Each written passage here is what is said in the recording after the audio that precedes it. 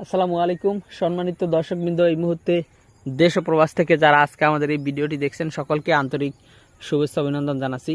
দর্শক শ্রোতা, যেই ঘাসটি আপনাদেরকে দেখানো হচ্ছে এটি হলো সেই ডক্টর জহির স্যারের চীন থেকে আনা যারা ওয়ান হাইব্রিড। দর্শক, এই ঘাসটি খুবই নরম, মিষ্টি, রসালো, বিশেষ করে গবাদি পশুকে খাওয়ার জন্য একটি পারফেক্ট ঘাস।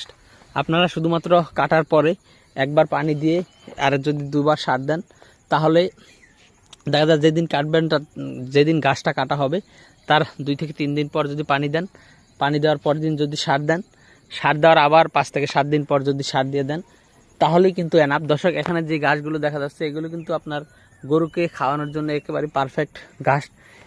এই চারা গাছগুলো গরু কাটা হয়েছিল আরও এই আপনার 40-45 দিন হবে, এরকম বয়স হবে যে 40-45 দিনে এতটুকুন ঘাস হলেই কিন্তু গরুকে খাওয়ানোর জন্য পারফেক্ট। আর এখন যে ঘাস রয়েছে এই ঘাসগুলো কিন্তু অত বেশি শক্ত হয়নি, মোটামুটি নরম রয়েছে। তো দর্শক শ্রোতা, আমরা এই ডক্টর জহির স্যারের চীন থেকে আনা যারা ওয়ান হাইব্রিড ঘাসগুলো বর্তমানে আমাদের খামারের গরুকে খাওয়াচ্ছি।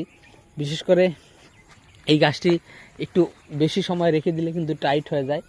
আমাদের যেহেতু মেশিন নেই, সে কারণে আমরা দর্শক বেশি সময় রেখে দিই না, আমরা অল্প সময় কিন্তু এগুলো কেটে গরুকে খাওয়াই যাতে করে শক্ত হয়ে না যায়।